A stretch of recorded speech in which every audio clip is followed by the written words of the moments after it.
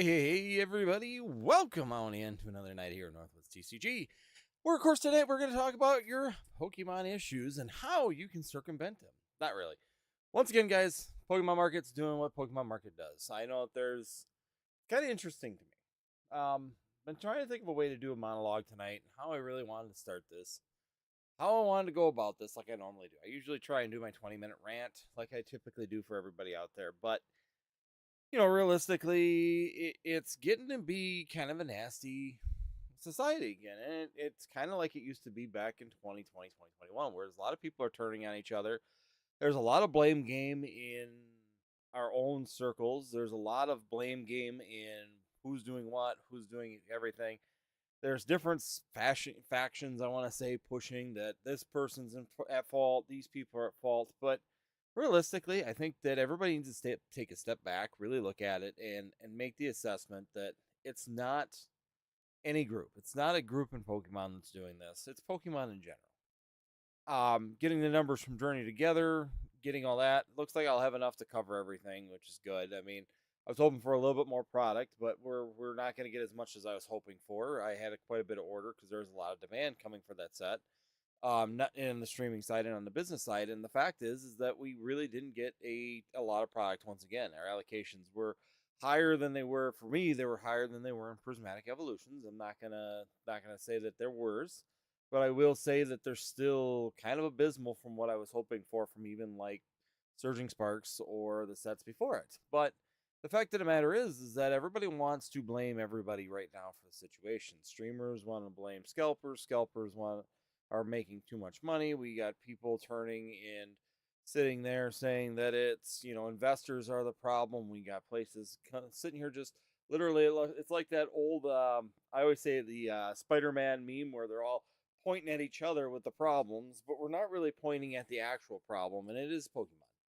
Let's just be 100% honest. If you are in any of the other camps that think that it's anybody else other than Pokemon right now, then you are completely misguided currently. And I'm not going to say any group is at fault. I don't even think at this point scalpers are at fault because let's be 100% honest. Pokemon could fix that with the click of a finger and a push of a button, and the scalpers would be gone again. And we would be right back where we were in 2022, 2023, and even early 2024 in literally 2 months. Pokemon could do it. They're not. We don't know why. We don't know what the reasoning is. We don't. It doesn't make sense. Pokemon's leaving a lot of money on the table. I don't know if they're just so stuck on Chinese market right now and the North Korean or the Korean market, not North Korean, South Korean market, that they are just not producing right now. That's what I don't know. And I'm not 100% sure what's going on in general right now, currently, when it comes down to it. So, overall, I just wanted to kind of come in and say, stop blaming each other. I see, even people saying that if you can't stand this in the hobby, then get out. I don't even think that that's right. I mean, there are people in this hobby that aren't in it full time. They've heard about it. They're new. They're coming back. They're starting to enjoy the hobby. They're starting to see the hobby. They're starting to come back when they didn't during the 2020, 2021 boom. Just like I didn't come back in a 2016 boom. I heard about it. I saw the success in Pokemon. I just didn't think the timing was right for me to dive full into a TCG again. My son was just born at that point in time. I was driven on my career, my family, and I was actually, let's be 100% honest, a lot lower on income. I didn't have the income that I do today or even in 2019 when I did come back. So it took a little bit of time and it took a little bit of effort to get to that point in time. And when you get people that are new to the hobby just coming back and starting to feel that and get to that point, it can be very disheartening for those individuals to not be able to find product when they want to open or try something new or get in on the latest set in the Pokemon TCG. So if they want to leave, I think that they have a right to. I've even had people on Discord say that they're thinking about dipping out just because of the fact they can't get product. And I don't agree with that. I mean, in some ways, I think it's just be patient. A lot of times, it's patient pays off. There's certain content creators that are putting out content that I don't agree upon. Even saying that those people are weak-minded and don't belong. But that's not exactly true either, because not everybody has the perseverance to stay in a hobby. And once again, you can make the same statement. that you're saying the reasons that they're leaving and the reasons that they don't belong in this hobby are because of their perseverance isn't that high, you could also say the same thing that that's probably a good reason for them not to be here. And I think it's really, really an assessment that every individual needs to make on whether or not they want to endure, hang out, and see what happens. Once again, we've been through these times. Some of us are well seasoned in it. I mean, this is the second time that even myself, I've been through it, and a lot of people and individuals out here have been through it. So once again, I just think it's going to take time. It's a building curve. It's a little bit of time that's going to be needed. There's going to be some time that you need to take to to have some perseverance in it.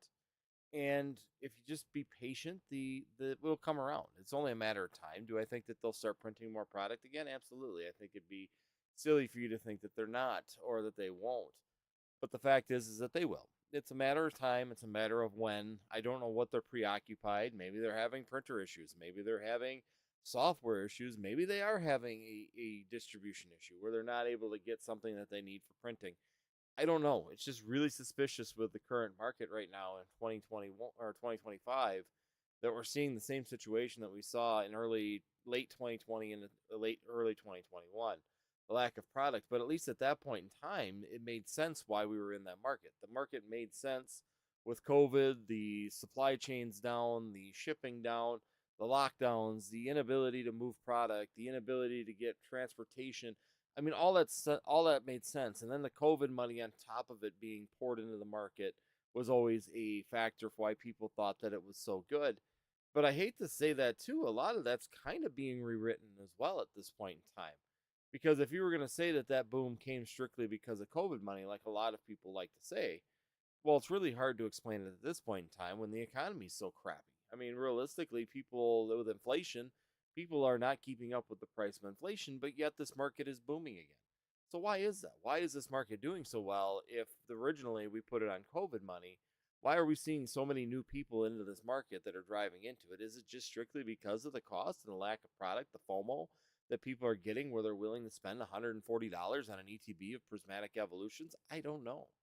No, if the economy was, so bad like people claim, you wouldn't think you'd be seeing people paying that kind of money for prismatic evolutions. And even the newer sets, Journey Together, $200 for a booster box. Football Pete, $200 a booster box right now for Football Pete. He's usually one of the lowest market prices that you can get.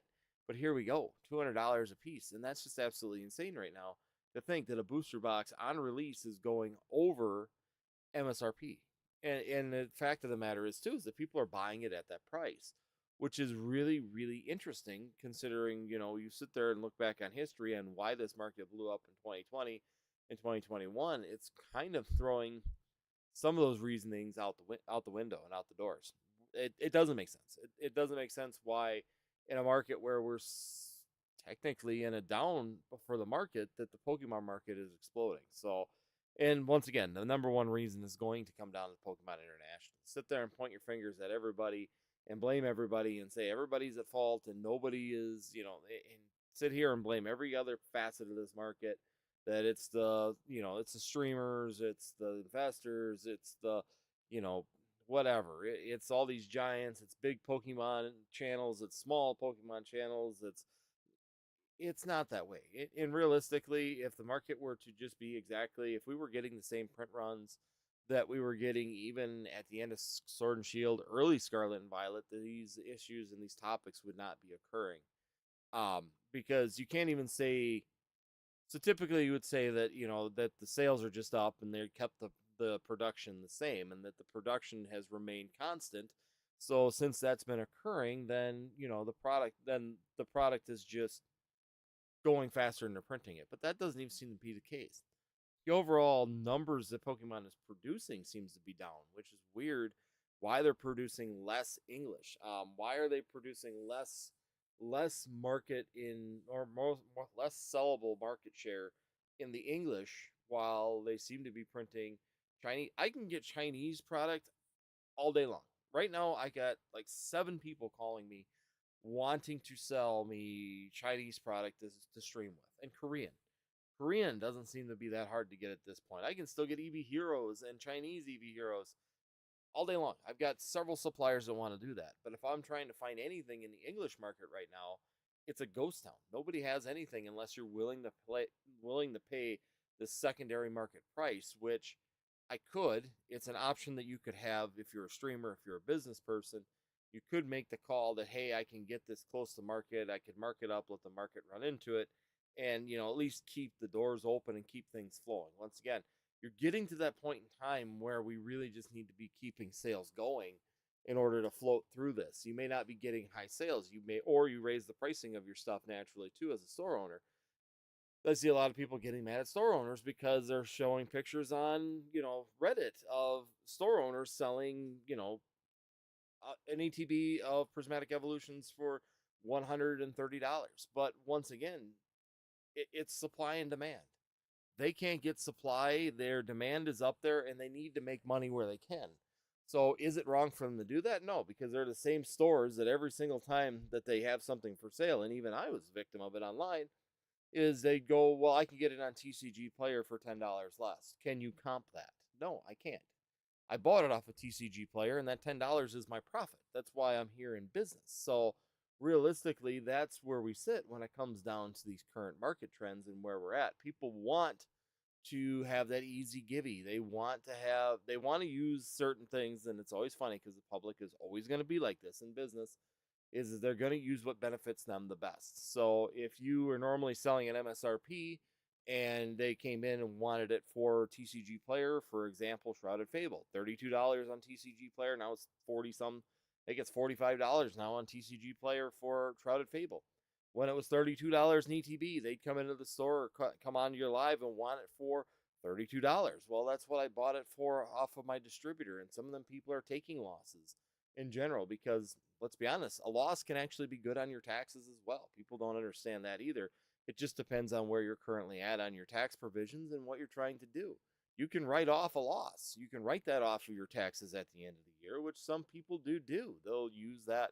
Yeah, I'm going to break even or lose on this box. And if I lose on this box, I'm still going to be able to write it off my taxes. I have enough of a write off this year that I can write this off and I'm going to end up getting my money back. And that's a big thought process that some people have when it comes down to selling items at a loss. And there is a reasoning to do that. So you can get away with it. And you can at least break even and cover your bills and cover that cost with the loss to a point.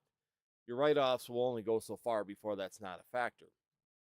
So there is a lot of interesting things that are going to continue to occur. There's going to be a lot of interesting things to continue to watch for because you just don't know when this market is going to change gears and shift directions and go a different way. And so it's really going to be a time factor for just taking our time, watching, and being patient. If you are in business and you don't stop selling stuff, if you can help it, by all means, as a business, do not stop selling things.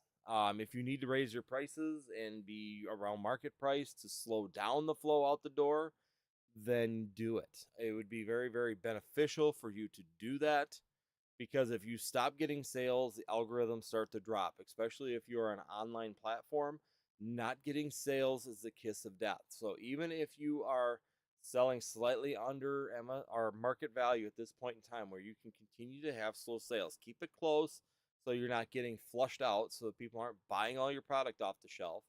But find that good medium point at this point in time where you can mediate that flow and continue to get sales week over week, month after month, day over day. Because if you start losing sales and it starts slowing down, then your algorithm will start to drop you because you don't have things that people are looking for. They can't push product your way. They can't push views your way. And if they can't push views your way, they will start to go other directions to the people that are keeping at least product, even if it's more expensive, and continuing to sell. People come into your website, your store, your shop, on TikTok, on TCG Player, on eBay, wherever it is. If they come into it and you don't have anything, it's not going to push to you. If it comes in and your price is too high and you're not getting sales, people aren't going around your store, you're going to lose the algorithm.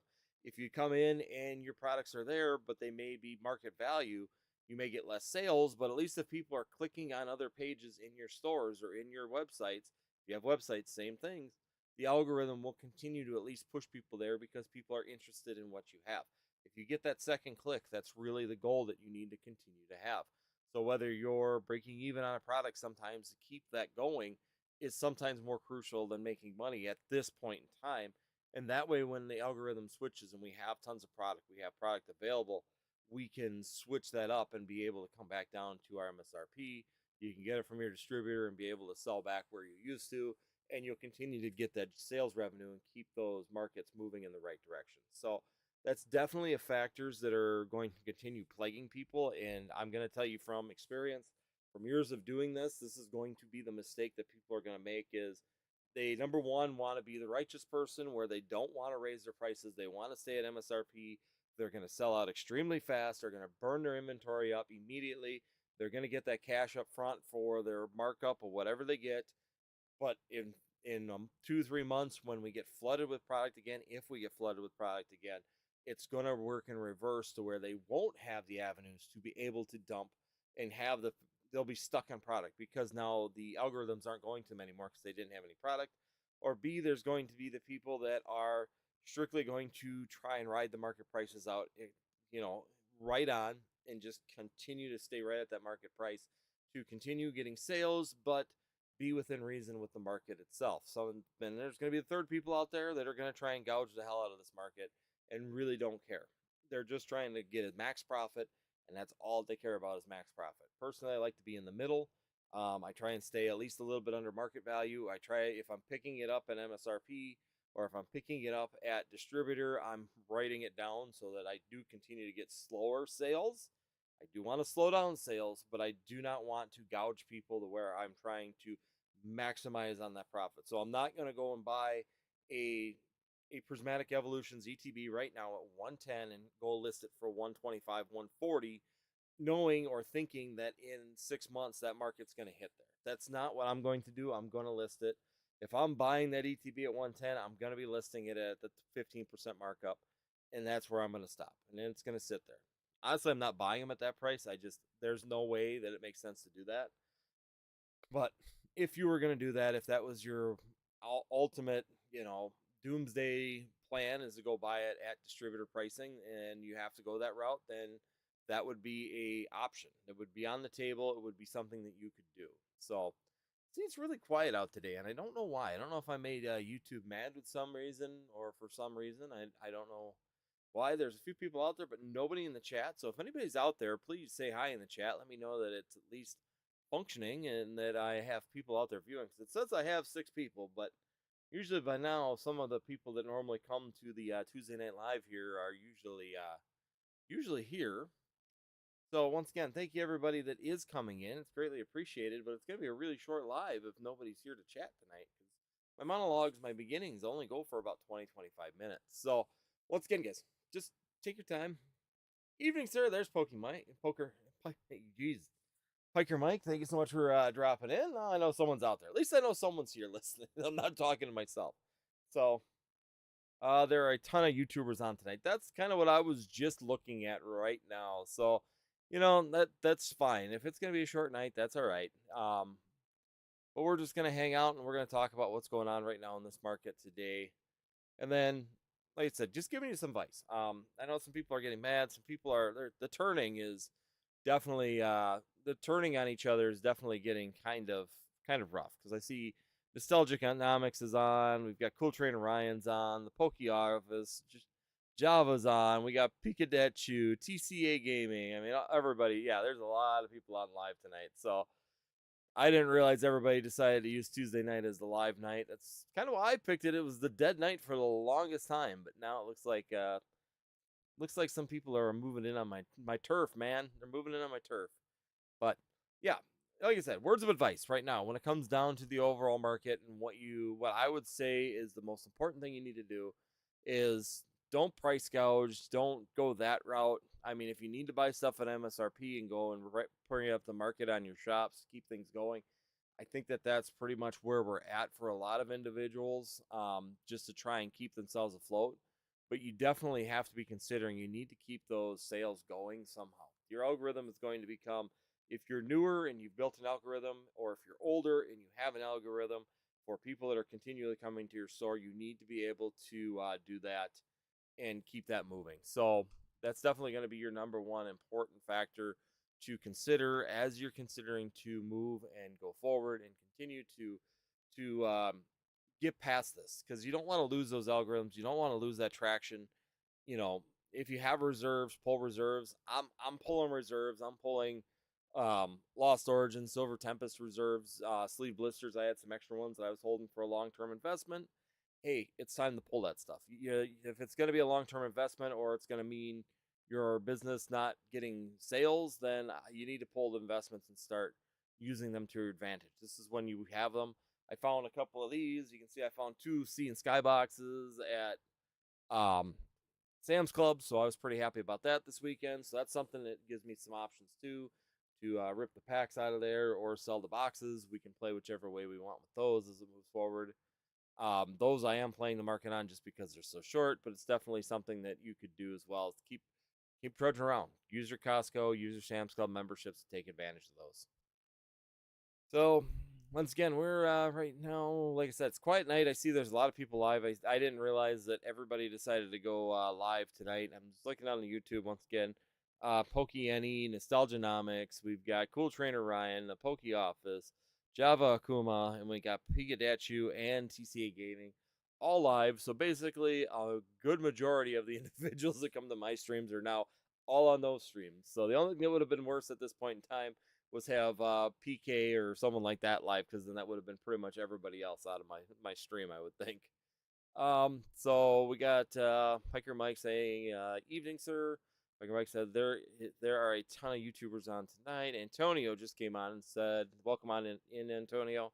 I know a place where they sell Terrestrial Festival for $88.99, but if you buy 20 or more, they give you a decent discount. Yeah, because I know that there's some places that are selling it currently at MSRP, or or not MSRP, but they're selling them at a discount for case quantity. So that is definitely something that's going on at this point in time.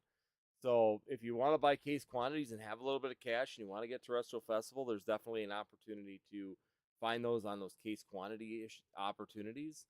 The other thing is too is that something I'm going to be talking about. I got my video all posted up for, I think it's Thursday this week. So Thursday there'll be a video coming out.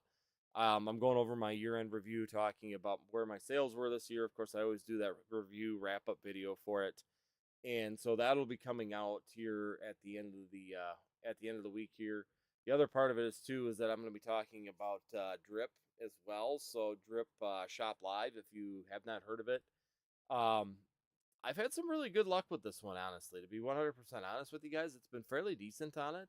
And they actually have some really good opportunities currently out there for like purchasing and getting actual opportunities at some product. So, for example, they got a wholesale side. So if you have a sales, like a business style, you can get into their wholesale side of things, where you can actually get some products that are being sold at a really good discount overall for buying large quantities of them. Buying case quantity or buying that kind of stuff, you can definitely get a deal. So like even now they've got like Prismatic Evolutions right now. If you bought a case of them right now from this place, they come out to $95 in ETB. So it's definitely something I'm considering, is purchasing some of those, because it's definitely an opportunity to, in the streaming side of things, be able to stream that product out and be able to make a little bit of money on that as well, just to keep things going, keep the streams alive. Because right now, that's basically what we're dealing with, is just a fight to keep everything alive. The other thing is too is now I've been shifting back to graded cards. The end of 2024, now going into 2025, I'm pulling graded cards again, and I wasn't doing it all of last year. But with the lack of product, it's time to shift gears and go another way. It's another opportunity out there that, if you want to do some digging, you want to take some time and try and find those products and do that, then now is the time to do it. So right now, if I buy a case, they're $95 shipped, and it's 116 right now on TCG Player for the same product. So Prismatic has that opportunity to potentially be beneficial there for that. So yeah, there's definitely gonna be some things. Let's see here, Piker Mike. If not for online stores up here in Canada, there would be little to no product in stores. GameStop has nothing, Walmart has nothing, etc., etc. Right now, the only thing that's at my GameStop and the only thing that is at my Walmart's is Shrouded Fable. I can still get Shrouded Fable ETBs. They are still available on the shelf. It's pretty much that and the what is it? The not the Kingdra, the other one, the Gambit. The Gambit boxes are still available. The like I said, Shrouded Fable it's starting to move and we're starting to see it do something. But I think that all that is just because of necessity, because actually some of the card values are starting to decrease on some of them. Some of them are like that Earthen Vessel starting to come down. Houndoom is now kind of flatlined. It hasn't done anything for over a week and a half. The Persian's kind of flatlined, so even the card prices in that set have kind of stagnated a little bit. So, I mean, we got the Kindra boxes has gone up. The Greninja box has been going up like crazy. The other thing that's been up are the 6-pack bundles. Those have been up, but the ETBs are finally almost up to MSRP. So they're about $45 right now. $40 on eBay, $45 on TCG Players. So we're starting to see some value on those on Shrouded Fable. Maybe it's got to get to about 75. A lot of people don't realize that is that for you to actually break even and make money on products, you have to get, if you're buying it at Walmart, if you're buying an ETB right now of a Scarlet and Violet product at Walmart, in order to make money, to make 15% profit on it, roughly, it has to get to $75. If it is at $65 or $67 or less, you're losing money by the time you pay fees and shipping on that. So let's see. Antonio says most distributors are selling 95 per prismatic. I don't know where distributors have that. So none of my distributors have any prismatic right now. I none of the ones I have access to. I have 3 of them that I have availability. So I have 2 that I have. So I've got Southern Hobby and I have ACD. But then I also still hold a membership through Games Mothership. So if you guys are interested in that, check them out. Use me as a reference if you'd like for that. But basically, Games Mothership is the other one I've used, and none of them have. And Games Mothership, I think, is connected to like 7 different distributors. We don't have any access to Prismatic through any of those. So I could see if we get a reprint, I could see them selling Prismatic at $85 an ETB. A lot of people don't realize that when it comes down to reprints and distribution, they will raise the prices on the second run, and they sometimes will raise it on the first run as well. Journey Together, they're charging more for Journey Together right now. Normally it's like $95 to $100 depending on your level for booster boxes. For someone like Danny Phantom, I think he's still paying $95. But like for me, they bumped me up to $110, and I know some other game stores around here, they said they're up to $105. So basically, they're moving up the prices on these booster boxes for Journey Together as well. You're not getting them for $95 anymore. Are you? Like me, I was getting them for $100. So $100, $103, I think, is what I was paying for them. Now they're up to $110 for me. So they are moving up and they are adapting, and they will do that on the second run too. So if Prismatic gets a reprint, they will not be selling them at $32 an ETB. I guarantee it, they're going to be $50, $60 coming out of distribution for those ETBs, just because that's how they'll run, or they'll make you buy some crap product in order to be able to get that ETB at MSRP. So basically, you're going to be buying some junk product they can't sell, like Battle Academies. Here, you got to buy, 6 boxes of Battle Academies, 6 cases of Battle Academy in order to be able to get a case of Prismatic Evolutions ETBs, because it's really not worth it, because you're going to sit on that product forever. So yeah, I don't know. I don't see any distributors selling that. There may be, like I'm seeing on wholesalers. So these are guys that are from getting it from distribution and selling them for wholesale. I see them selling it for 95, so they're still marking it up quite a bit from what they got it for. And so on and so forth. I mean, it just keeps getting marked up off the line. I mean, even these, so $125 for Blooming Waters right now through here, which is just absolutely insane. But yeah, I mean, there's some, you can dig stuff out just like anything. It depends how much work you want to do and how much you want to dig for your product, for sure, when it comes down to what you're gonna get. Let's see, Antonio or Piker Mike. Even the Lucario from Crown Zenith, the Lucario promo was tripled in price. Oh, I know, I saw that. I actually have a whole pile of them from when we were ripping Crown Zenith that I'm going to go list on TCG Player. Once again, other alternatives, other things you can do to try and get ahead on somewhere. And that's where we're going to be. We're going to be, if you're in the business side of things, and if you're trying to keep your business together, and if you're not, someone like Danny Phantom that is getting this product, or one of these bigger ones, you're definitely going to be scrapping for what you can get out of here right now. Because the Lucario V Star right here, because yeah, this is like a $2, like a month and a half ago. This card was like $2. I looked at it, and today it is now $7.33. So yeah, I mean, even that one, the price on it has just gone up crazy when it comes down to the value on some of these cards. So yeah, in August all the way until January, yeah, right there. So January 15th. January 15th, they were still $6.50 or $2.10 on TCG Player. $2.10 to $2.40. They are up to $7.33 to, yeah, Card Market is your cheapest one at $4.30, but still doubled on Card Market. Once again, doubling up. So yeah, it's a very interesting.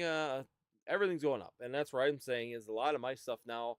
I'm switching gears back to graded. I got out of graded. I really didn't grade much in 2024. I graded probably a total of 250 cards when I was doing close to 1,500 to 2,000 cards the years prior. So I really just kiboshed that market because I got tired of trying to nitpick and getting too many nines and them being real nitpicky about it. And now, starting at the end of last year, I started grading again because I was looking for that alternative price. And so grading is back on the table. It wasn't for a year, almost a year, and now it's back on the table. Even at the end of 2024, I said I was getting more fearful that these markets would start to have issues because of how many people are grading. They were going to continue to wash out these markets. But they still seem to be holding, and now that we're going into this FOMO period again, now even the graded cards are going up like crazy. Agent Crypto, welcome on in. Agent Crypto says, question: will JT be a dud set? It's super small set based only on one Japanese set. What's the play here? Target price? Is it going to be a dud? Well, I think overall the set's fairly weak in comparison to previous sets.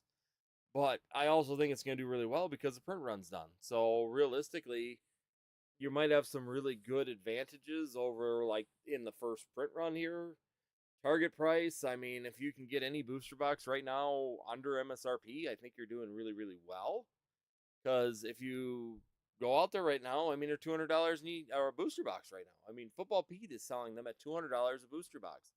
Even talking with Danny or watching Danny Phantom's video, Danny Phantom's kind of made it clear he's going to be selling these things at MSRP. So you're looking at 170 through Danny. So if you can get them under that 170 mark, I think that you'll do okay. I think that that's going to be your target price is anything under MSRP to give you a little bit of cushion. But, you know, that's going to be a really big gamble in general, too, especially since now we're getting news of more and more reprints coming as well. So right now, a booster box of Journey Together is 195 on TCG Player. And a ETB right now is $90. So if you could get any of the stuff, the 6-pack bundles are $45 right now on pre-order. And even the 3-pack blisters are $30 a piece. So it's just absolutely insane right now what we're looking at. I mean, what's this? So the built-in battles are going to be 45 and the booster 6-pack bundles are going to be 55. It's just insane right now.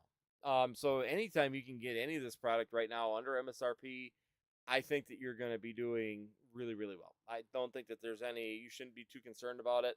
And I think that you're going to have a decent market value when it comes down to it if you can get an MSRP, at least until there's a reprint on it. Because right now, from the allocations, we're still way down on allocations. So everybody's down on allocations again on this set. Antonio, the promo from the Pokemon Center ETB is the same as the regular, right? Yes. Yes, I believe it. I don't even think so they didn't do the stamp promos in so Sword and Shield. There's no way to tell if it comes from it's up there, that one up there, or if it comes from a regular ETB. I think the promo is the exact same one in Sword and Shield. So the only thing that happens is that you get the Pokemon Center exclusive outside, and usually different sleeves inside of the or inside the ETB. So like the ETB for Crown Zenith has got like the actual, I want to say, the crowns on it on the pattern, but it's still the same Lucario V Star. It's not any different. There is no stamp promo inside of the Sword and Shield versions of those. So, but yeah, with the current market right now, even Shrouded Fable is doing great. It won't be long until those are going to disappear off the shelf, even at your WalMarts if they are hanging around, just because of the fact that there's nothing else. That's a big factor when it comes down to, like I even talked about with that set. It's really going to depend on how long of a drought we're sitting in to tell us whether or not Shrouded Fable is going to be successful. And the longer we're sitting in this drought, the more value we're seeing in these boxes. I mean, the Gambit box is the only thing that hasn't moved. That's still an MSRP at $21 on TCG Player. But 6-pack bundles are going up, ETBs are going up. The Pokemon Center Elite Trainer boxes are now $80 when you couldn't even get rid of them. Shoot, even about a month ago, you could not even get rid of them things. And all of a sudden now they're going to too. I'm guessing they probably finally sold out on Pokemon Center because they were sitting on there forever. So if I go to Elite Trainer boxes, this Shrouded Fable, yeah, so Shrouded Fable, that's why. Because last week, Shrouded Fable ETBs, the Pokemon Center ones, were still available. Now they're sold out, and I see the prices going up on TCG Player on TCG Player prices going up really quick. So once again, as we continue into this drought, even the worst set starts to look really good. The 6 months, yeah, I mean, it dropped down when released. It's sat about 60, and now it's finally coming up.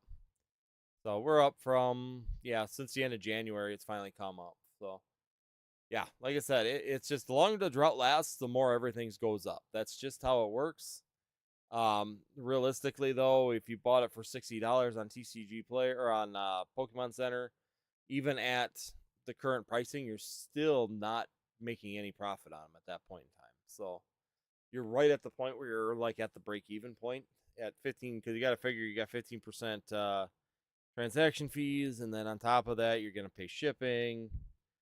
So, I mean, let's see, 60. So you're at $60. Well, $59.99 times 1 point for me, 0.55. So I got $63.28 before I sell it, and then by the time I sell it, it's got to be up to $72 with the fees, and then you got to go and add another $5, $4 or $5 for shipping. So $78. So right now you're at the break-even point for that ETB. So if it goes up from here, you'll finally be profitable on that Pokemon Center ETB. At least where I'm at in Wisconsin. I don't know your tax rate where you are. I know Wisconsin's one of the lower ones, so if you're actually able to get less than 5.5, I know there's some states that are 5, so you might be able to get it a little bit sooner, but it's not going to be a huge amount of gain on that. Yeah, Piker Mike extra packs. Yeah, extra packs, different sleeves. That's the only thing that's really in different dice. Piker Mike, I think people are just buying Shrouded Fable because there isn't anything else to buy. Exactly. That's exactly what's happening. Yeah, that's the other one too, is that I get a lot of people asking me about the battle styles ETBs or booster boxes as well. Um, once again, if it sells out, it's going to go up. But now I don't know if you guys have seen, there is more product available on Pokemon Center. So there's the Terrapogus EXs, or the premium, ultra premium collections have come back up. You can buy those right now. There is Battle Styles, Stellar Crown, and Temporal Forces, all for sale on Pokemon Center. The 6-pack bundles are back on Pokemon Center. The Mopeco V Union, the Cyrus Premium Tournament, the built-in battle boxes for both Brilliant Stars and Astral Radiance are available, and the Clara are up as well. 3-pack blisters. I mean, there's some more product here showing up again.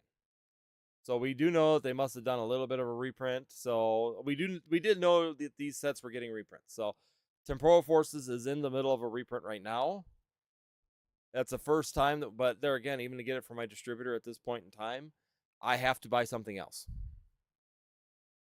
Agent Crypto question: how bad will people get wrecked when these easy to pull and currently printed Illustrator rares and SV crash in price? Probably the same as they did in late Sword and Shield. You're gonna see a correction at some point in time, especially if we get a reprint on it. And the size of the reprint is always going to be the number one determining factor when it comes down to what's going to occur. So once again, it's really going to be what products we get in the reprint, how heavy that reprint is, and on top of it, what's the hit rates of that reprint. If the hit rates are consistent, you could see a retraction on a lot of the card prices. If the hit rates stay pretty hard, like for example that Greninja or the Terrapogus or even the Illustrator rare for Surging Sparks with the Pikachu, all of those could be factors to how much the single prices drop. If it's still pretty hard to pull, the single prices may not be affected, but if it's a huge reprint, they could be affected. So it's really hard to sit there and say that if A happens, B will happen. If, you know, there's really a lot of things you got to be looking at when you're trying to make them calls. So you could sit there and try and make a complete blind guess with no data, but realistically, it's going to be extremely difficult to really do that without some kind of if this happens, then this will happen type scenarios. So if we get a heavy reprint, you might see singles crash. If we get light reprints, you may not see singles change at all. If we get for example, Paldea Evolved, if we got a heavy reprint of Paldea Evolved and the Magikarp was a better quality, then when the 10s would go up and you'd see graded fall and you'd see the single pricing fall with it. So there's a lot of factors to why things would crash. Do I think that we're going to see a gigantic crash? It's really going to come down to the reprint quantity when it's all said and done. So, like now, I can get Temporal Forces booster boxes through my distributors, but in order to get a box, I'm just pulling up right now. If I want to get a box of Temporal Forces, I have got to buy 2 cases of Paradox Clash tin cases, and I have to buy a Jafari EX box. I got to buy a case of those, and I have to buy a case of Armored EX Premium Collection boxes and a Mastiff EX Collection box. So I got to buy 1, 2, 3, 4 cases of other product in order to get a box or a case of booster boxes. So that's the world we live in right now. We got to buy that kind of stuff in order to get access to a booster box. So not fun. Not exactly what I want to do when it comes down to it. I would much rather just buy the booster boxes, but that is not going to be what happens right now. So that's going to be a factor. I mean, it just really depends on how much we get. And has Temporal Forces even seen a change in the market at this point in time? I'm going to go ahead and pull open Temporal Forces because we got the booster box reprint. We got booster boxes coming out. Are we seeing a price difference in the boxes? They're back down at MSRP. So really no change. So they've actually done nothing. So even with a reprint and with them available on Pokemon Center right now, there's no change in the price. So there again, I mean, it's not affecting anything yet. How big it is, how much of this comes out, I'm not thinking it's very big though, because the distributors are protecting it. So I'm feeling it's going to be like a evolving or I'm starting to feel like this is going to be a Paldea Evolve style reprint. It's going to come up, you're going to see a little blip, and everything's going to just continue on as normal because it doesn't seem like the distributors are wanting to push that product out. If it's a heavy reprint, they'll try and push. They'll try and get the product out of the store. They don't seem like they're in any hurry to get this stuff out of there. They would rather make you buy other junk than just sell you booster boxes, which is what someone like myself is looking for. I'm just looking for booster boxes. So when I got to buy a pile of other stuff, it just isn't. There isn't the value in it right now for me to do that. Granted, I mean, if you were to break down some of them products, maybe you could do something with it, but loose packs are getting a little bit on the detrimental side too because of all the bad publicity you're getting right now for people taking metal detectors and all this stuff to loose packs as well. It's getting people a little nervous as part of it. So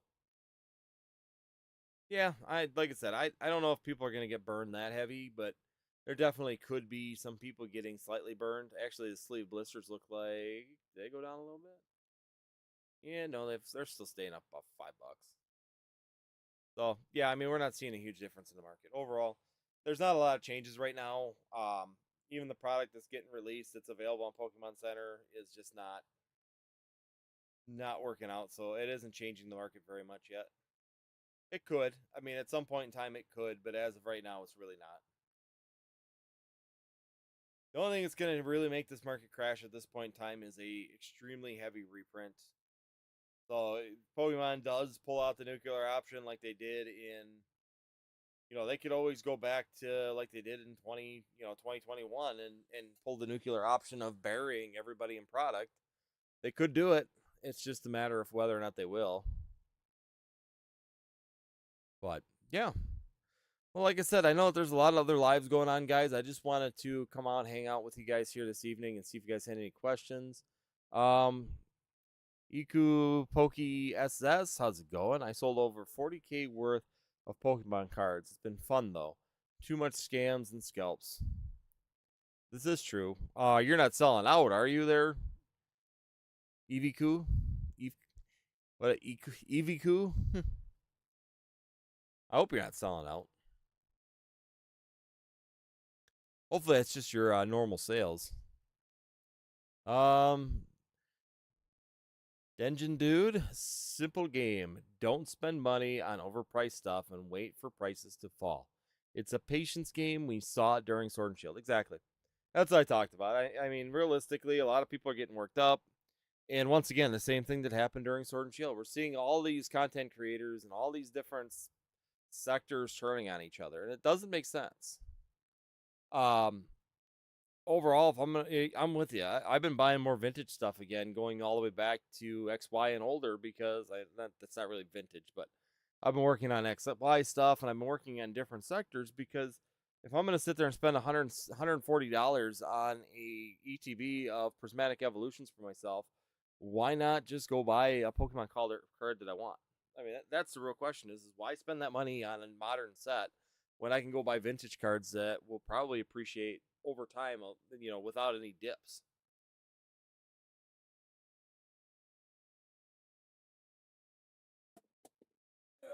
Grab something to drink. Throat's getting dry. Yeah, I sold most of everything. Moving to Hot Wheels now. I've watched your channel since the beginning. Great channel, though, mate. Well, thank you so much. I was gonna say I know you've been with me for a long time. Your name changed, but I know that your thing's been there for a long period of time. No, I've been filling in some of the older stuff because if I'm going to spend the money, I'd rather put it on older vintage stuff rather than spend this high dollar amount here with the risk of reprint. It just doesn't make sense. Buying singles, and then my sales have been shifting more to graded just because, I can grade cards. I can pull, I got a whole pile right here. My son and I were just going through, pulling a whole pile of cards that we want to get graded here that they've been sitting in a box for a long period of time. They really didn't have any value for the longest period of time because nobody was interested in them. And now all of a sudden, it makes sense to grade them because the grading value is there again. So with the grading value coming back, it just makes more sense. Even like this one. I mean, it's a cool card. It's sat around forever at like $15, and if you got a 9 on it, it was $13. Well, now I've had it sitting around forever, and now there's an opportunity. So why not take that opportunity while the FOMO's going to get these cards graded, get them back, and potentially profit on that. And GameStop, for people that are new, are giving a very good avenue for that to be able to take advantage of that as well. $15 of grading is definitely not too bad when it comes down to not having to pay $99 for a membership and not having to have a minimum order of 50 cards in order to do it. If I want to send in 10 cards, you can go to GameStop and just do 10 cards. It's also very nice to be able to do something for my personal collection because the price is so low.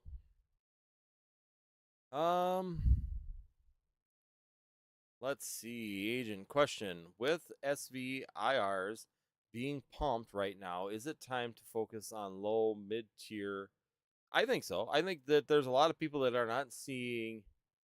Um, there's a lot of people that still aren't paying attention to some of those alternate arts.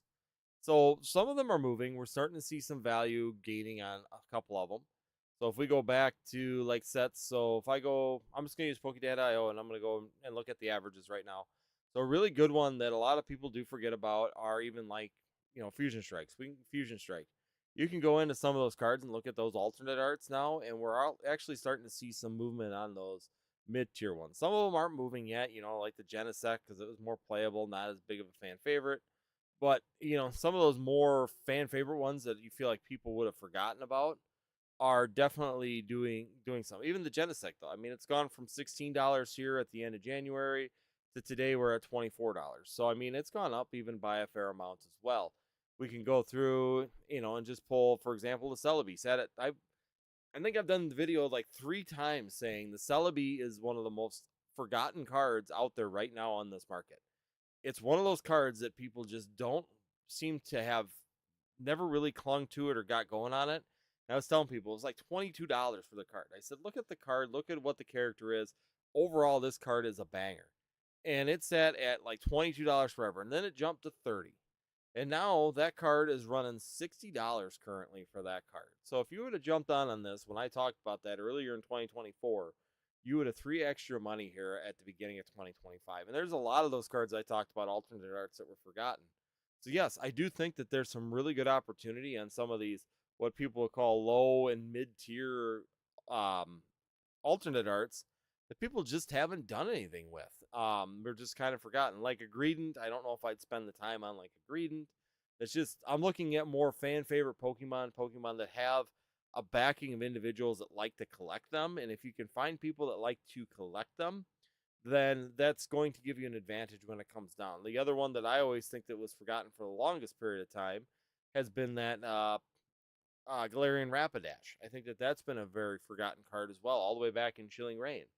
And that one's value has also come up quite a bit here in recent times. I mean, it was down to like $12 for that card, and now we're up to $50. So once again, we're seeing value in different cards at this point in time. It's been pretty set for the last 6 months at $50, so we're not seeing it. But it's another one of those. There's a collectability to it. People do want that card. People do enjoy that card. So there's a reason for people to want to buy those cards. And those are the ones that I think will. It may not be immediate yet at this point in time, but it definitely could be something that you would see in the near future doing well. Another one here is going to be finally the Articuno. It kind of dipped down there around $40, and now it's gone up to about $60. So we are seeing that gain, and we're starting to see it go kind of up. It kind of dipped, and now it's going back up again as people were opening up Chilling Reign. Chilling Reign kind of got hot again. Then we were seeing some value inside of those. So another one, the Moltres. I know the Moltres, when I pulled one of those, back in April, we pulled one of those on the channel. It was like $85 at that point in time. And now that's at $175. So, I mean, there's a lot of these little mid tier alternate arts that I think have been forgotten and I think are just sitting there. Pokemon SS, he said, I'd be happy to see you get a Skyridge booster box. I almost bought one, but decided not to. It's a bit pricey. It'll look awesome on your wall. I agree. I would love to get a Skyridge. Skyridge is the one set that even when I was playing, we did not really have access to that. I never really opened Skyridge, even when I was in Pokemon back then. It just, there was such a small print of that particular booster box because it was the last one of WotC that even our area being kind of in the middle of nowhere for where in comparison to what like the bigger cities and stuff, we never saw Skyridge on our shelves. I never had access to it. I had Aquapolis and Expedition. I can't even say I opened a pack of Skyridge. I mean, I've looked even through my binder, through like cards that I've had. I don't have any Skyridge cards. Like, that's the one set that I don't have anything. I have Expedition. I have Aquapolis. I've got everything through Neo on back. I've got all of those, but I do not have any Skyridge cards, which tells me that I probably did not open any Skyridge cards. Then I got EX cards. So then I go right into EX, original EX there. So EX series, I've got all those. But yeah, is definitely one of them things that it's a very expensive, and that's the one booster box that Pokemon has made clear that that box has had the shortest and smallest print run of any set in the Pokemon TCG. So that is your lowest print run box. So overall, the value of that is the lowest. That's going to be your rarest box is going to be a Skyridge. I'm just curious, what's the last? Because I can look here real quick. I should be able to see. What was the last Skyridge box sold for? Because see, I went through EX, Ruby and Sapphire. I mean, I opened all of those. Because I stopped opening. I didn't do Pop Series, but Power Keepers was really. I stopped in EX. I did not go into Diamond and Pearl at all. So, but yeah, Skyridge, even half sealed product, sealed box, booster box, $36,000. That's all. $36,000 for that. A house, not just a small SUV. That card is a banger. Yep. That Rapidash, I love that card. I think that there's a lot of forgotten cards sitting out there in that alternate art position between both Chilling Reign and Fusion Strike. Both have a lot of alternate arts that are just kind of forgotten alternate arts. Nobody really thinks about them. Nobody really chases them. The Mew V, I mean, that's another one that's sitting there. Really, the one that gets all the hype out of there is the Gengar VMAX, and then the Espeon is your second one. But I even like personally for a starter, I like that Inteleon card as well. It's very simple. I mean, it looks really really cool with the dark feel to it, with it doing the sling or the shot. Um, Another one. I mean, it's just kind of sitting flat line at about $20. I mean, it went from about $20 to $26 currently, so you're looking at a $26 card for that Inteleon VMAX. But once again, it's kind of those forgotten cards that you should be really looking at right now in this market. The problem is that there is going to be no real insurgence of these cards showing up. So it's not like all of a sudden 1,000 cards are going to show up. Yeah, I mean, the guy, whoever stole the Pokemon cards with the videos might have, but yeah. You could sit there and speculate and put your tin hat on and all that other stuff. But yeah, definitely things. Crypto, definitely it is. It's a fantastic card. I really do love that one. When is Crown Pay Poke Nufo? How you doing? Oh, missed one. Dario, hola, how you doing, bud? The Ninetales card from Rebels Clash is amazing too. There's a couple cards in Rebels Clash that I always thought would do a little better than they ever have. I figured some point it's gonna be like tag team. Someone's gonna realize they're in there, and all of a sudden they're gonna go really, really hot. Like another one is also that Sonya full art. I think for a waifu, that's a really, really cool one. The Ninetales, yeah, it's a really, really nice full art down in there, along inside of that set as well. So I mean, realistically, there's some cards sitting out there that people are just forgetting about. The boss's orders down there. Always liked that Giovanni's boss's order style card from Rebel Clash. I always thought it was really really cool. I have a couple of them, and I mean they've done all right. They've gone up in value. They've been about $40 now. They're up to about $55 on those. So we are seeing some value increase on them. It's just really really slow. The Sonya card, another one that's sitting down there. It just kind of been petering around right around that $25 mark. I mean, it seems to be where it likes to be, and it just hasn't moved much. I always thought it would do more than what it has. Sold the Genesect all art from. Oh, so is the Genesect alt art card from Fusion Strike on value? Seems like it should be a $50 plus card. I don't think so. I think it's probably valued pretty quickly. I mean, once again, I talked to you about that on the last live. It's not a fan favorite Pokemon. I mean, Genesect worked well for decks. It was a deck card more than it was a collection card.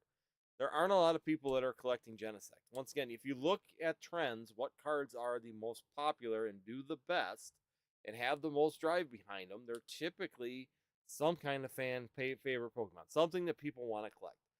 Celebi, people like to collect Celebi. Mew, people like to collect Mew. Gengar VMAX, why is it so heavy? Well, there's a lot of Gengar fans out there. I'm a Gengar fan.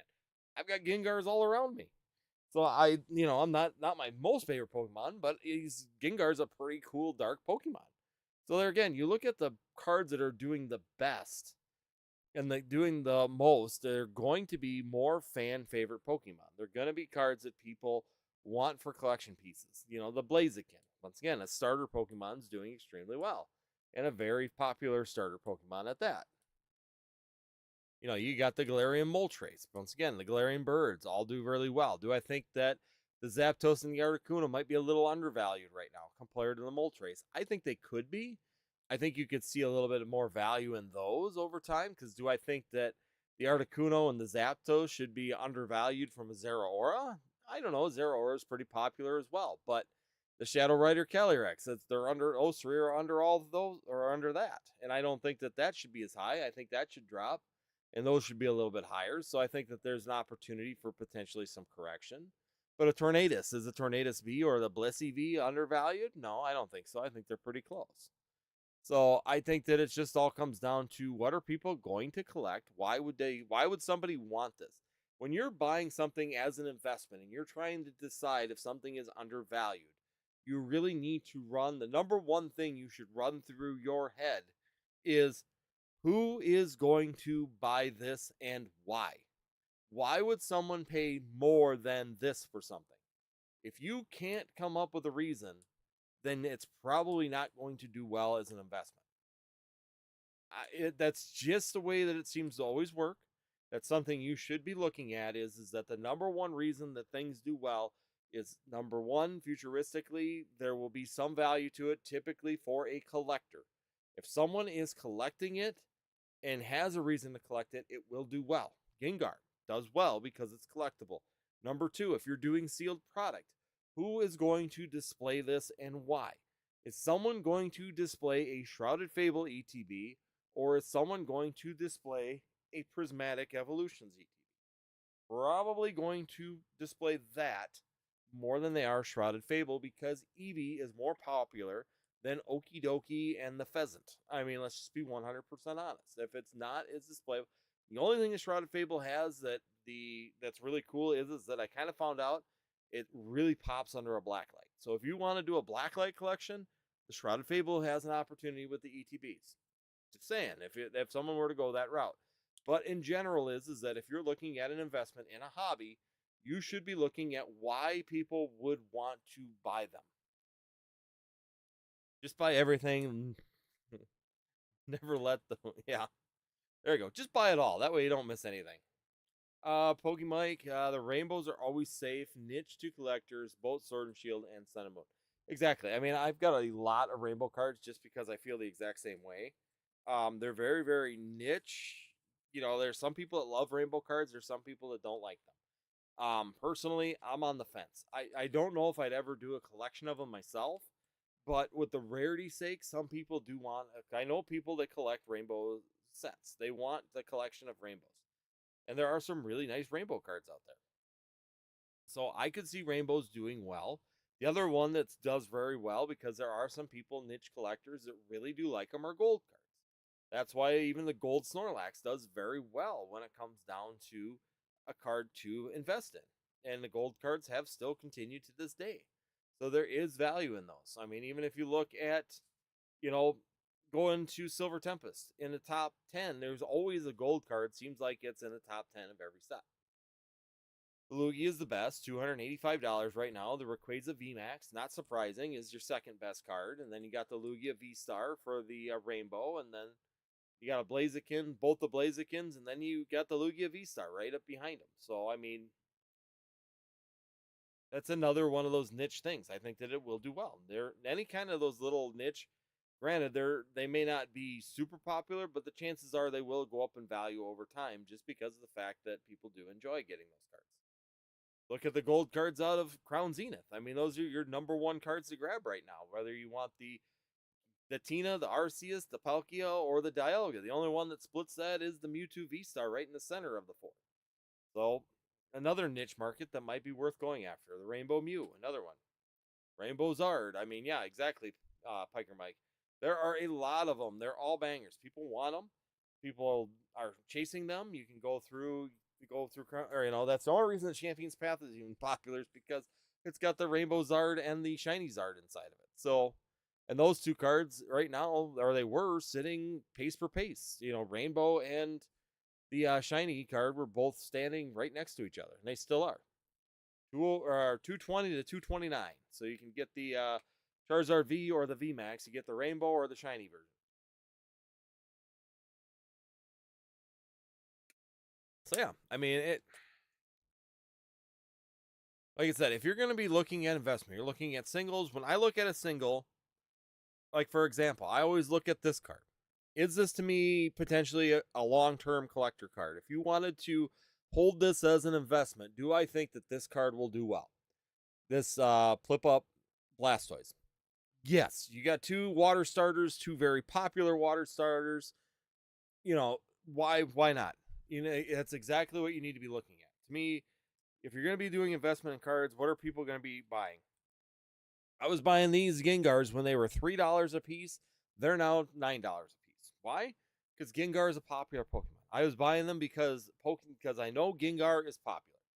They could print 1,000 of these cards, or 100,000, a million of these cards, and a majority of them are going to get thrown away because they were $3 a piece and nobody wanted to buy them.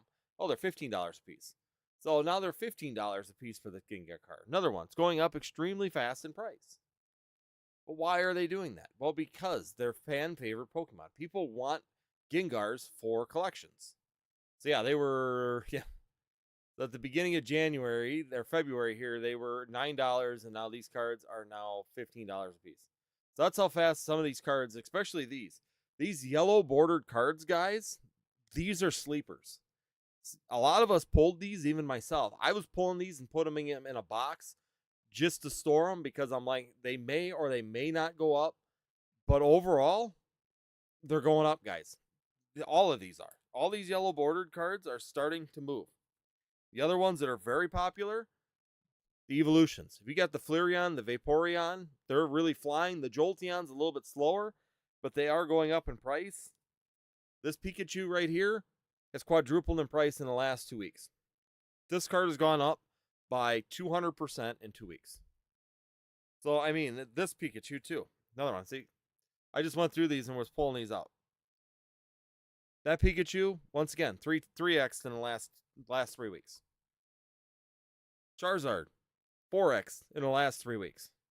These cards are just going up like crazy, especially those, yellow bordered cards from the trainer galleries that people were kind of ignoring. They just didn't feel like they had any value to them because there were so many of them. They were easy pulls, so the value wasn't there. And now they are. Now we're seeing the value in those. And that's where sometimes staying with some fan favorite Pokemon, holding on to the Flareons, the Charizards, the Gengars, and those kind of cards, and sitting on them for a while can sometimes be very beneficial to your overall performance in your investments. And it's not something really crazy, but it's definitely something that's doing well. And they're actually at one point very, very cheap to get. The other one that I've been kind of watching now too, I don't know if anybody else has been kind of watching them, is Not a Shining Fates is pretty much sold out all over the place. These little guys are going up. Oops, sorry. Trying not to make a good F. Baby shinies. Everybody was laughing. We were buying these things at 50 cents to less than $1 a piece. And we were buying the crap out of them things. And, we were buying these things I got thousands of them. Well, that's from Professor Oak. You guys don't want to see that one. But all these baby shinies. I got whole mountains of them. And I'm just going through them right now and kind of collecting them and see where they're at for value. And it's another one of those sets. I have to run over Professor Oak's gift.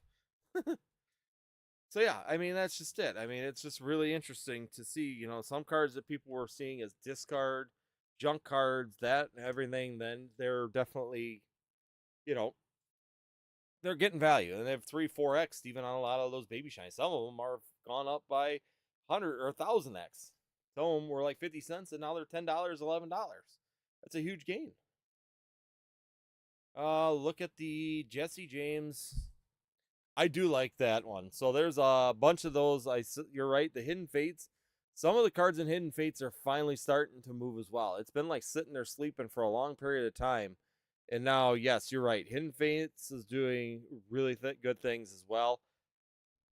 The other one that was spiking was I saw the Cynthia card. Let me pull that open real quick because the Cynthia card's been sitting at about $80 forever. And I was going through here and it was up to, yeah, so here it is. It's up to $104, $107 is the last sale now. So as of the 11th, so today there was a sale for $107 on TCG Player. So there we go. Even some of those Hidden Fates cards now are starting to spike a little bit. Charizard, I think, has gone up as well, if I remember right. So yeah, we are starting to see some spikes inside of the Hidden Fates realm as well. Yeah, the Jesse and James, that one was spiking. Yeah, that's had a huge spike because that's up to $85. It was at 20, and now it's up to 60. So $20 to 60. So another huge spike. Let's see. The Genesect is 1 in 860 pull rate at $7 a pack. You need $6,000 pull it. Then buy it. I mean, if you think it's gonna go, then buy it. I mean, you think Genesect is the modern day Kabutops. Also, the Genesect is a booster box mascot and sleeve pack artwork. Sword and Shield, TG are modern day IRs. They are. And Fates is great. Well, like I said, the Genesect, and if you go back to that, Kabutops isn't the best card in any of those sets either. It's always slagged behind what you would consider the chase cards. So I mean, if you want to really break it down and look at it, you could sit there and go to base set. I mean, I'll go to it right now and pull it open. We can go down to base set. Now you look at all the hollows that are available in base set right now. Nope, it's not in boost. Nah, it's Hitmonchan. Hold on, I gotta go to jungle. I'm an idiot. It's in jungle. So I go to jungle, and you look at all the hollows that are in jungle currently. Fossil. Wow, I'm like failing here. What am I doing? It's a fossil. But still, you look at even the fossil cards. Okay, so you go through all the hollows, and if you were going to pick any one of the hollows inside of jungle, the Kabutops is the $16 card. You got the Dragonite, the Greninja, or the Dragonite, the Gengar, the Articuno, the Moltres, the Raichu. You got the Ditto, the Haunter. All of them are above that card. The only ones that are equal to the Kabutops is the Aerodactyl, the Kabutops, and the Hitmonlee. Been too long. So, and if you were to go down to vintage in general, if you were to go down to that age group, it's really not that popular. Yeah, it's cool. It's been there. But it's still not one of them huge cards comparatively to the other ones in the sets. So if you want to make the assessment that it's going to do really well, and you're going to base it on the pull rate of the card and the price per pack of, Fusion Strike right now, then make the assessment and pull the trigger. That's the only advice I can give you at that point in time. The stained glass promo is awesome. Oh yeah, I love the stained glass. I got a ton of the stained glasses. I think that they're an awesome card overall, and they're beautiful artwork. I think that's really cool. I wish they'd do something similar to that on one of the sets. Antonio, do you think the Espeon VMAX Alternate from Fusion Strike is a good hold? Thinking about grading it. I think so. I think it's a really good hold. I think any evolutions long term will do really well. Once again, you got a lot of fan favoritism behind them. To be 100% honest, I still feel like that card is maybe slightly underrated right now for its price. I mean, I know it's $312 right now currently on that card. So, I mean, do I think it should be a little bit higher than that? I think so. I think it could push personally, I think it should be pushing a little bit higher than that. I mean, it has gone up a little bit in value because I was going to say it's about $200 before, and now it's up to 300. So we are seeing some upward movement on that card. I always figured it would be probably about half value of the Gengar. So the Gengar pushing close to $800 now raw. I would think that Espeon should probably push pretty close to that. I would think that Espeon should be probably trying to push pretty close to that $400 mark here shortly. I wouldn't be surprised if it would hit $400. Yeah, like I said, Gengar right now is $749 currently. So that one's moving up to, let's see, what's it at now? It's a TCG player. Even back in October, it was $300. January 1st, it was $500. At the end of January 31st, it was up to $700. And now here, the first 2 weeks in February, it's up to $750. So overall, going up like crazy. We are seeing some of the high-end chases in Fusion Strike going up like nuts. The other one that's also gone up, and again, seems like it's kind of, it was going up a lot, and then it's kind of just it's been going up, still slowly, has been that Tina. So Tina kind of got up to about that $600 range, and it seems like it's kind of lost steam.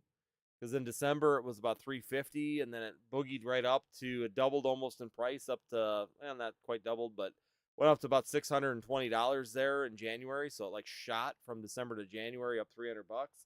And now it's just kind of slowly moving up. But we're up to, right now, raw is about $680 currently. So once again, some good value there. At Tina, if you're holding on to that one, definitely not a bad price. The Lugia also is slowly moving up again, too. So a lot of these big chase alternate arts are moving. So we're seeing some value come back on those. And Lugia was in December.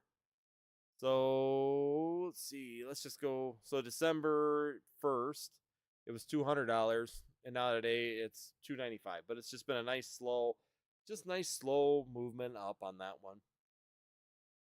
The other one we can look at is the Charizard V. So if we go back to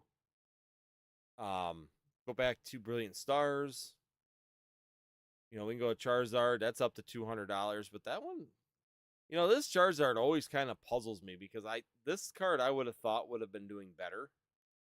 It's just, so December 1st we were at $160, and it's just been a gradual growth up to $200. So yeah, I always thought that this card would do better, but it just never seems to really catch traction. I don't know if the pull rate's too easy on it, or if people just don't have interest in that, versus. So, for example, and I'm going to put this to you guys in the comments. Let me know what you think. The Brilliant Stars Charizard V, would you buy that? Would you rather have that one? Or would you rather have, let's just say, the Paldean Fates Charizard? The Paldean Fates Charizard would be the other one I would say. So if you were to go, which one would you rather have, or would you rather have the Obsidian Flames Charizard? Just a question. I'm kind of curious to know what you guys have to say. Let's do this. We're gonna close this out. I'm gonna put up a poll real quick. I'm gonna start a poll. Would you rather have Charizard V Stars? Or would you rather have Charizard EX from Paldean Fates?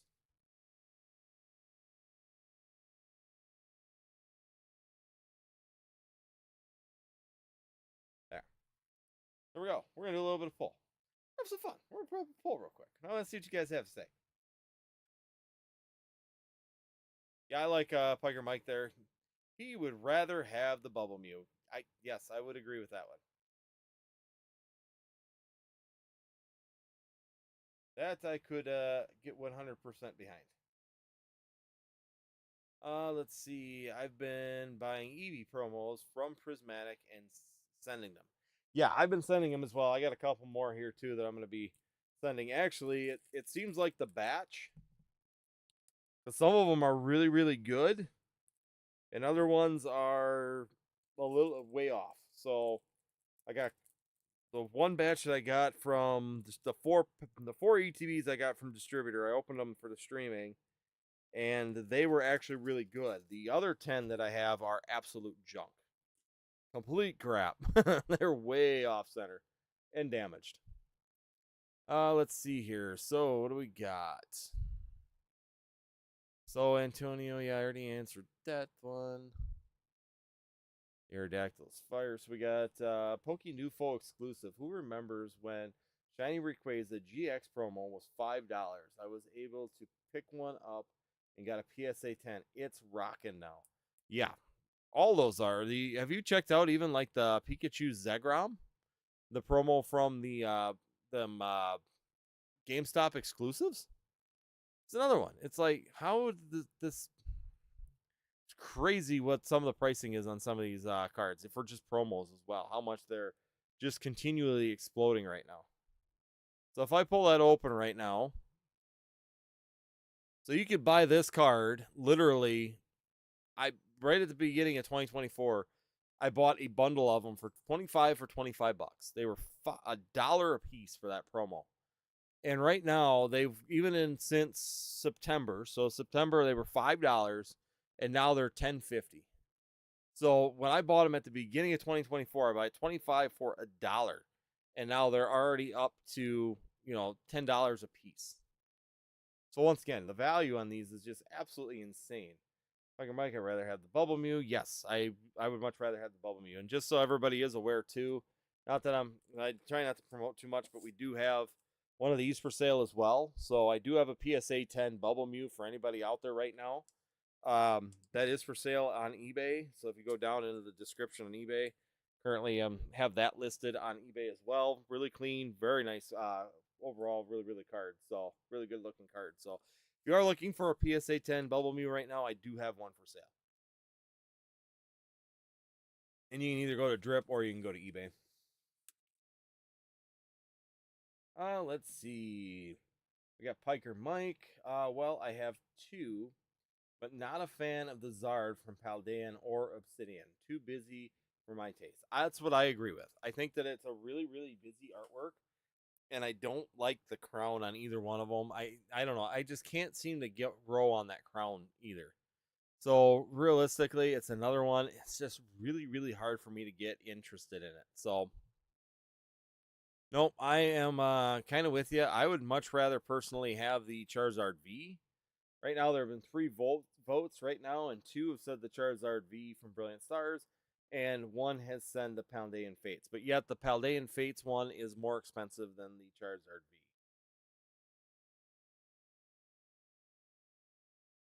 V. I meant to promo that. I want the Pikachu Zegrom, but never did. It's still not bad, Pokénewfall. I mean, $10 realistically, and it's still going up in price. So I mean, it's still not a bad price or pickup right now. I think that card's going to do extremely well futuristically for sure. So right now, the best Sun and Moon promos you can get, of course, is the Armored Mewtwo. So if you can get these, I wish I could get these in a graded quality. I've got 4 of them, and none of them are in grading quality. So yeah, I wish I had one of them. The problem is that's the problem with that Mewtwo. Also, it's a really cool card. It's a really awesome card. The quality of it, keep finding one in good gradable condition is very difficult. But that's why it's also $1,100 promo, and there's only 278 of them in a PSA 10, while there's 1,600 of them in a PSA 9. So we'll talk to you later, Ancient Crypto. We're gonna be calling our quits here this evening too. I see we're already almost at 10:30, so time flies when you're having fun. So it's been quiet at the beginning, but it's got pretty busy here at the end. But once again, like I said, we're looking at 5 votes now. 60% are going to the Charizard V, and we got 40% going to the Charizard EX. So basically 3-2 right now on the voting. So yeah, once again, I would personally, I'd rather have the V. That's just my style card, but it's definitely in the eyes of the beholder at that point in time. I stopped collecting SB after Temporal Forces. Absolutely not a fan. of the rainbow border and the silly crowns on their heads. Thankfully, that gaudy my fad is now past, and I can get on with the collecting. There we go. Good night, friend. Refine me live. Live the art. Love the art. Oh, must be love. Love the art on the Charizard V. The artist also did Pikachu V, TG from LO, and Sleepy Mew, GG, and S, and from Crown Zenith. Yes, very, very good ones. Don't forget the Genesect Alt Art is the most slept on.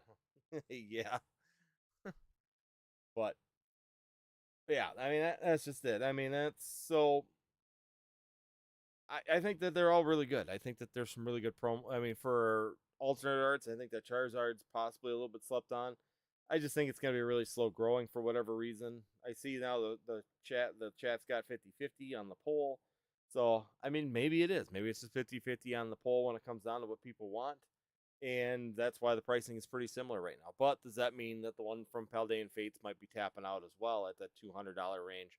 Well, the Bubble Mew just continues to soar away, keeps going away and away and away for that particular one. What's up? It's like every day I look at that Bubble Mew, it's even up higher. It's nuts. So we got PSA 10, still 1050 for PSA 10. The price on that right now is selling raw 430, 450 bucks raw. So yeah, it's just been absolutely insane right now when it comes down to these cards. But all right, guys. Well, like I said, we're at the end of the night. We've been here now for an hour and a half, so it's a little bit overtime as always. Like I said, next week we'll be back again. There'll be a video on Thursday. I already got that all set up and loaded up, so that's all ready to go for you guys. So we will be having a video going over this year's sales. I try and do that at least once a year at the beginning of the year, go over the sales totals for the year. So you guys can see where success has been, where the most money's flowing, and potentially if you're trying to grow your business, some opportunities that you might want to look at. So we will have that video. It's a little bit drier video. I mean, it's numbers based rather than it being like fun talking about things in the Pokemon TCG. But I do feel like it's a necessity. Every year I do one at the beginning just to kind of recap what's going on, so that way you guys have an idea what works and what doesn't, where things are shifting and how we're shifting, so that way you guys know for yourselves. If you're trying to be successful out there, at least there's some transparency there, so you know where things are going and what will work or what has worked for someone else. So we will definitely be doing that video here coming up. And then the other thing is too is that if you are new here, I always put this pitch at the end. Make sure you guys hit that membership as well. Our goal is to try and get 30 members here in 2025. Basically, like I said, my goal is to try and get a cup of coffee every day for work. So you guys should be a good participant to that. I should just call it the Coffee Club membership and get you the same thing as the emoji membership, but it'd be a lot of fun to just maybe rename that part of it. He says the armored Mewtwo is 100 times percent better in Japanese. I can't argue with that. That is a really, really nice Japanese card, but it is out of my budget range for what I am willing to spend on Japanese for a card. So, yeah, I 100% agree with you on that one. The armored Mewtwo is definitely a really, really nice Japanese card, but a little bit out of my price range for the graded ones. Oh my. Yeah, I guess they come down a little bit. I wanted to buy a PSA 10 and they were $200, but now it's 250. I shouldn't say it was out of my price range. I just wasn't willing to buy it, but I mean, there's $116 right now, so that's not too bad. I might have to go get one of them just because I kind of want to have the set. I can't afford a PSA for an English version. Is that the right one? I thought there was a more expensive one. Maybe I'm wrong. I don't remember the symbol being on the ones I looked at, but when I was at the trade show. Huh. Interesting. Cool. Well, anyways, guys, thank you everybody for joining in tonight. Once again, greatly appreciated to have you guys here as always. We will be back on Thursday. You'll get your details on that. We'll go over the business side of things, and after that, I got a couple other videos I'm gonna have to edit and get up as well. I'm gonna try and do one weekly video along with one live every single week here for the rest of the year, just to kind of keep up and keep going on with what's going on with the Pokemon market, especially right now with everything that's happening. But other than that, thank you everybody for joining. Piker Mike puts up here one more comment. I bought 25. I bought 25 each of the Celebrations, Blastoise, and Venusaurs last year, and they doubled now. And I think Celebrations are going to go up even more next year here as we get into the 30th year celebration as well. So, and remember, 2026 is going to be the 30-year celebration of the Pokemon TCG already. So, congratulations, everybody that was here in celebrations. You've made it another 5 years in Pokemon TCG officially next year. So, welcome to the old person club. Otherwise, thank you everybody for joining once again. Greatly appreciated for everybody that's hung out with us this evening. As always, make sure you guys hit that like button before you leave. I see there's still about 9 people watching. Hit that like button before you leave to try and help out the stream. Other than that, we will be back live next Tuesday, 9 p.m. Central Time. And also check out the video at the end of the weeks. That way we can keep you up to date with what's happening in the Pokemon TCG. Otherwise, we'll see you next time here on Northwoods TCG.